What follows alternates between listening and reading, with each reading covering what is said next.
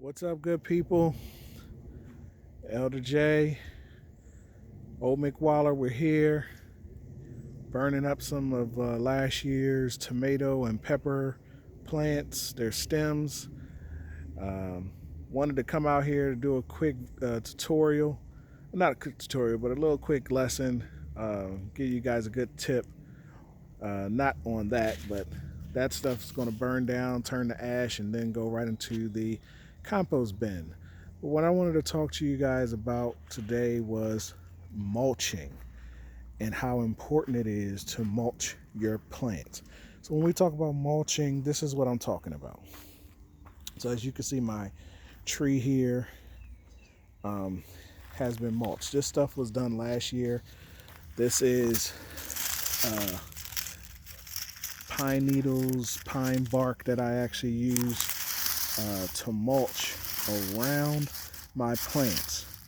Now it's very important to do mulch because mulch does some significant things to your plants. Okay, one of the things it does is, so it just rained yesterday, and so my soil is pretty moist.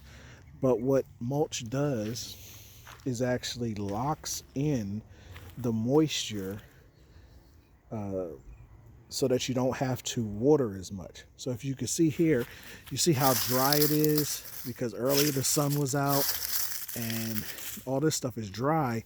But if you go beneath that, you see it starts to get a little darker, right? Because it's still actually wet down in there. So that's what it does. It kind of locks in the moisture so it doesn't evaporate so fast, which means less watering for you, which is a good thing. One of the other things it does is it prevents weeds from growing up. Another good thing for you because weeds compete with your plants for nutrients. Weeds are actually plants just like everything else is. So when you put fertilizer down in there and you have weeds in there, the weeds are actually eating that fertilizer just like your vegetables are.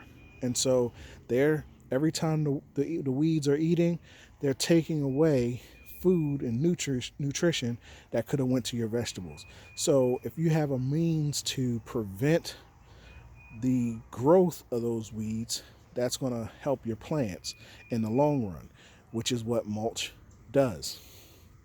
Another thing mulch can do, and this is very important no matter what kind of gardening you're doing. So let me give you an example. You see one of my lettuce plants here. See how down at the bottom you'll get this yellowing a lot of times, and a lot of times I'll be there in a sec. A lot of times that's because your plants are when you first plant them and even when they get a little bigger, the bottom leaves are touching right on this wet soil.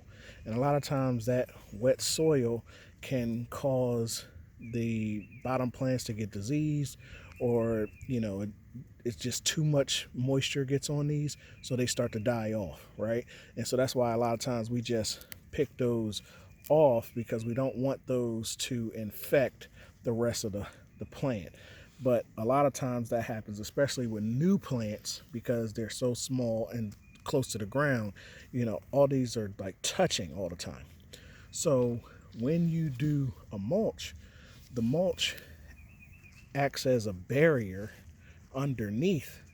So again, the mulch on top is going to be dry, and it's going to keep your plants from getting diseased. It's going to it's going to lessen. The plants can still get diseased, but it's going to give you a benefit, a boost to preventing disease that can be caused because of too much moisture on your plants in the soil. So those are a couple good things. Now, some things you don't want to necessarily, I don't mulch around plants that are root growing, like carrots, like beets, like peppers, like think not peppers, but potatoes, things like that, because I actually, some plants need to be well drained. So if you ever see anything and you're reading about a plant, how to grow it, and it says it needs well draining soil, what that means is it needs the soil to be wet when you water it, but it needs to dry out a little bit and then go back to being wet again. Those kind of plants are not necessarily really that good to mulch around because it may stay a little too wet around them. And when it stays too wet, it can, especially if it's a root vegetable, it's going to cause the root inside to sometimes rot out because it's too wet. So I would keep it away from things that require that. And I don't like to mulch in places where I just planted things, um, unless it's a very strong growing vegetable, right? So if you have like some, say you put some spinach out here, and I don't want to mulch around where I just planted. When I once the spinach gets up a little bit and it gets a a good little length on there, then I'll mulch around it. But I don't like to do that on vegetables like that, because just like the mulch is preventing weeds from growing, it can for soft veggies, it can prevent them from growing as well.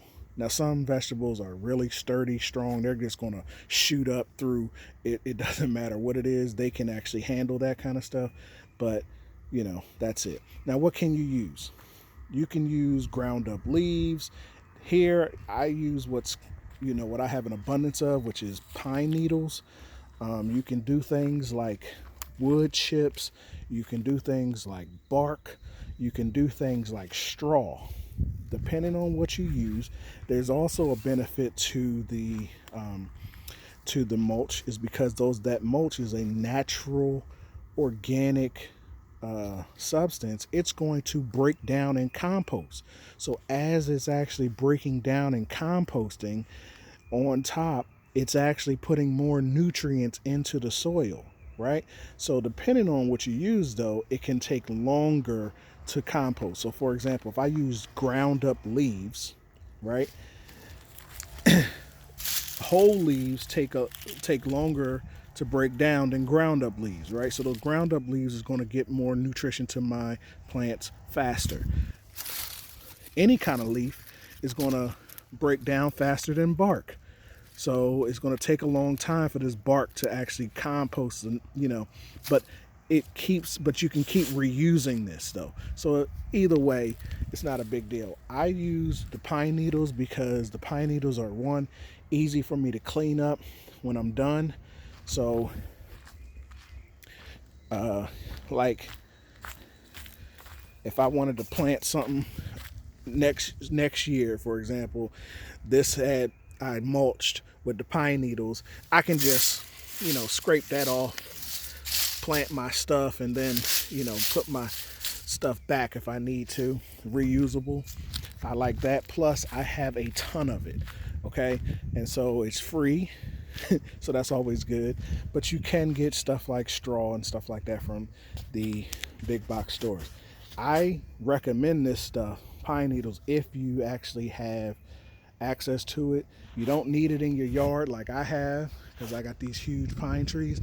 But if you go to a park or some kind of they have trees along the side of the road, they're shedding these things all over the place. You go get yourself a bucket, put some gloves on, get yourself a rake that stuff up in there, and you're good to go.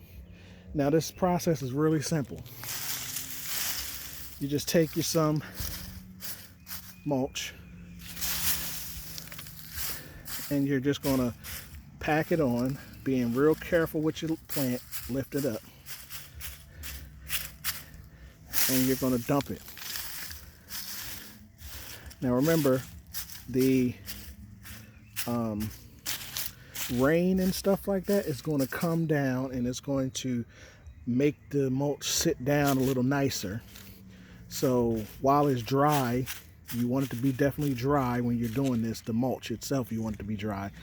I wouldn't worry about it being perfectly flat, because again, it's going to compact once the rains and stuff like that come. And then you just sow it thickly.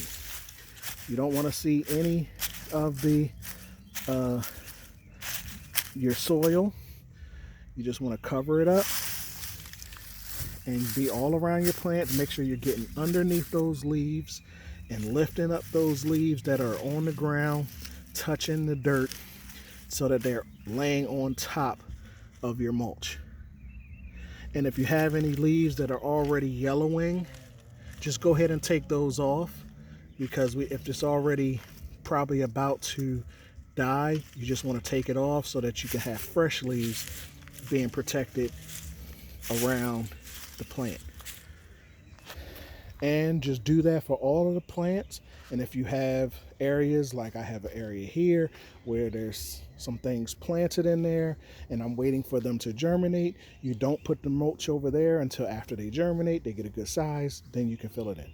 All right, people, that's all I wanted to talk to you about, and get to growing. Peace out.